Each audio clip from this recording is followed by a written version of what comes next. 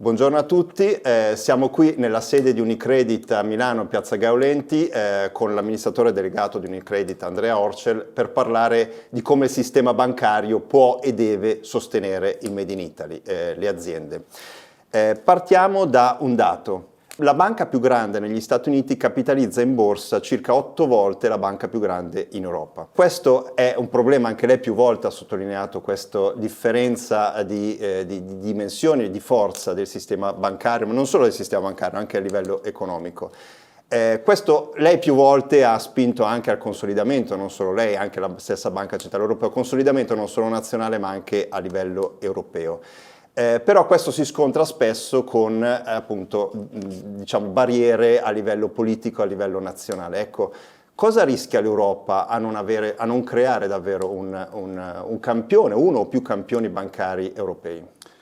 L'Europa rischia tantissimo. Credo che in Europa non ci si sia ancora resi conto che la trasformazione di cui abbiamo bisogno, la convergenza di cui abbiamo bisogno, tutti gli investimenti di cui parliamo, di cui abbiamo bisogno, non sono possibili senza un supporto finanziario. Il supporto finanziario arriva solo da due fonti, il mercato dei capitali e le banche. Noi abbiamo sia il mercato dei capitali che le banche sottodimensionati e quindi questo comporta che la popolazione europea non riesce a investire nella trasformazione di questo blocco economico. Per questo continuiamo ad avere più di un terzo dei risparmi europei che non viene convogliato in investimenti ma resta in depositi o comunque in cassa che non porta nessun beneficio economico. Mentre negli Stati Uniti questa proporzione è del 10%, quindi 3 volte di meno. Per di più gli investimenti che fanno gli europei vengono convogliati molto di più all'estero, fuori dall'Europa, che non l'opposto da parte degli Stati Uniti. Negli Stati Uniti. Esattamente. Quindi noi abbiamo un blocco europeo che ha tutte le carte in regola per essere un blocco economico che può competere con gli Stati Uniti e con la Cina. Abbiamo il talento, abbiamo la creatività, abbiamo l'innovazione, abbiamo la manifattura, abbiamo dei marchi globali, abbiamo tutto, però non dimensionando adeguatamente alcune industrie, la banca, il mercato dei capitali, l'energia, la difesa, eccetera, non riusciamo a tirare fuori questo valore e quindi restiamo sottodimensionati rispetto a quello che dovremmo essere. Ecco, guardiamo anche all'Italia, che è la terza economia europea, ma a volte la sensazione che non venga considerata per il peso che ha a livello economico. Ecco, secondo lei quali sono i punti di forza dell'Italia? Come l'Italia può aiutare l'Europa ad essere più competitiva? Ma l'Italia, come sempre, come l'Europa, ha tantissime potenzialità. Torniamo a quello che abbiamo detto prima, quindi se noi guardiamo a creatività, innovazione, design, talento, innovazione anche tecnologica, eccellenza nella manifattura, cioè si parla di Italia. Secondo, è comunque la terza economia in Europa e è un G7. Terzo, è un punto di entrata fondamentale nell'Unione Europea che ha 450 milioni di consumatori. E dico un punto di entrata fondamentale perché se noi chiediamo a molti stranieri dove vorrebbero vivere per accedere al mercato europeo, l'Italia è in cima alla classifica. Però, come sempre succede, non stiamo riuscendo a scaricare a terra questo potenziale a causa di tutta una serie di bloccaggi, burocrazia, ostacoli e difficoltà. Quindi è un potenziale enorme e l'Italia può andare e prendere un posto veramente di leadership in Europa, tentando di risolvere queste cose e di esprimere il suo potenziale. Ecco, guardando al consolidamento in Italia negli ultimi anni, negli ultimi tempi c'è stato un forte fermento nel settore bancario che era stato definito tanti anni fa la famosa foresta pietrificata. Ecco, questo potrebbe dare aiuto ulteriore all'economia e cos'altro servirebbe, visto che molto spesso si scontra questo consolidamento, come anche nel vostro caso, con difficoltà politiche? Ma torniamo a quello che abbiamo detto all'inizio, una forte economia ha bisogno di forti banche e di un mercato di capitali funzionanti. Lasciando il mercato dei capitali da un lato che è un progetto paneuropeo, deve esserlo, le banche si devono rafforzare e devono crescere. Credo che l'Italia abbia perso un'opportunità nel continuare a fare crescere le banche. Noi abbiamo, e non lo abbiamo in molte industrie, 2 banche che sono nelle prime 4 europee. 2 banche nelle prime 4. In quante industrie possiamo dire di avere 2 banche nelle prime 4? Con dei modelli di business molto molto diversi, una centrata nel paese, una molto più internazionale. Noi queste banche dovremmo aiutarle a potenziarsi per non solo dare maggior supporto agli investimenti in Italia, ma anche per prendere un ruolo di leadership in Europa in un'industria che alla fine è l'industria necessaria per finanziare tutto. E purtroppo questo, per tutta una serie di preoccupazioni che secondo me sono ingiustificate, non siamo riusciti a conseguirlo. Ecco, allora mi alza la palla per una considerazione. Una delle preoccupazioni a volte è che le aggregazioni bancarie possano avere un effetto negativo sul credito alle imprese. Cosa risponde lei a questa Io credo che sia esattamente l'opposto, perché per chi è un tecnico di questo settore saprà benissimo che quello che riduce la possibilità di credito è il rischio di concentrazione, sono bilanci deboli, la mancanza di capitale, e più è grande la banca, meno ho concentrazione, più ho un bilancio forte, più ho capitale. Se noi vediamo un esempio vicino a noi, la Grecia, loro vedono il nostro investimento in Alfa come un qualcosa di positivo. Perché? Perché è un investimento nel loro paese, abbiamo comprato una partecipazione importante in quella banca, perché apriamo a tutte le imprese di quel paese 13 mercati in Europa a 0 costo, perché portiamo l'innovazione di una banca delle nostre dimensioni nel loro mercato e quindi perché permettiamo ad Alfa di poter prendere molto più credito nei confronti della sua industria grazie al bilancio che noi gli portiamo dentro. Questo noi lo dovremmo poter fare in Italia e in Italia non ci riusciamo per tutta una serie di ragioni. Lo potremmo fare in Germania e in Germania non ci riusciamo per un'altra serie di ragioni. Ma molte volte si fa leva su una scarsa conoscenza di come funzionano le banche per arrivare a delle conclusioni che sono errate.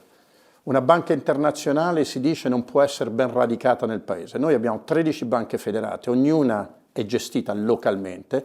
Nel caso dell'Italia, noi siamo la banca più vicina al territorio che esiste in questo paese.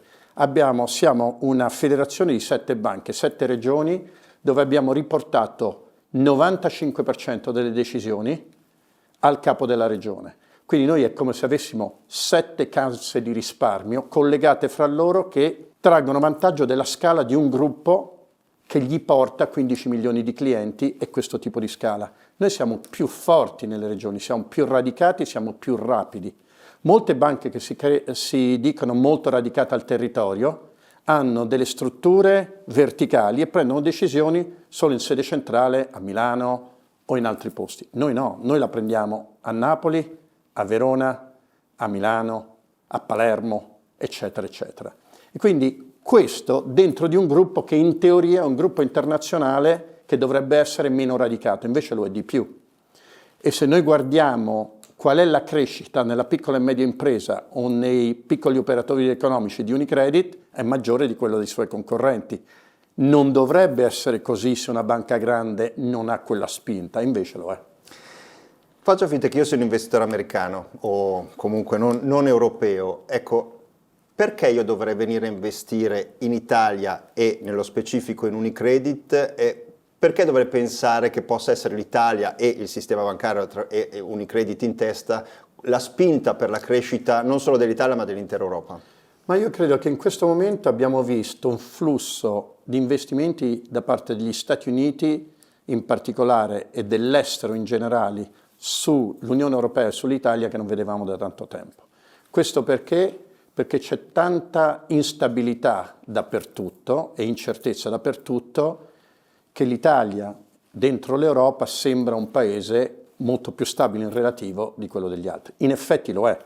Abbiamo una stabilità politica maggiore di quella degli altri, abbiamo una stabilità economica maggiore di quella degli altri e poco a poco quando uno cerca l'opportunità la trova e in Italia trova tutte quelle cose di cui abbiamo parlato fino adesso. Noi dovremmo attrarre di più di questo.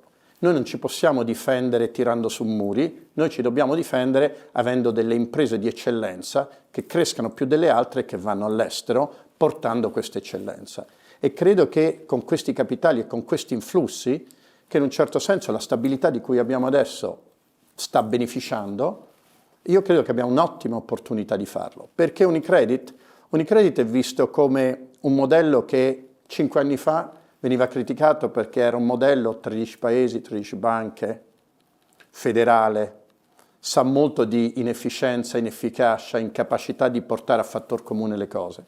Invece abbiamo dimostrato che lo possiamo fare. Oggi siamo la banca europea con la maggior redditività, la maggior efficienza, la maggior crescita, che è diventato un benchmark, pur avendo un modello totalmente diverso da quello degli altri.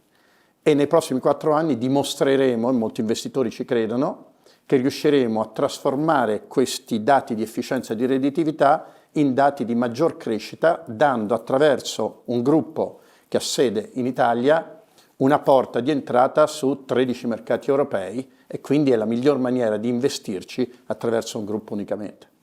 Lei ha citato il contesto internazionale che è molto complesso, purtroppo lo sappiamo tutti. Le giro la domanda su 2 punti di vista diversi. Il primo è quello delle imprese. L'Italia è un paese che ha imprese esportatrici, adesso fronteggiano non solo i dazi ma anche l'euro forte e il dollaro debole che è un freno.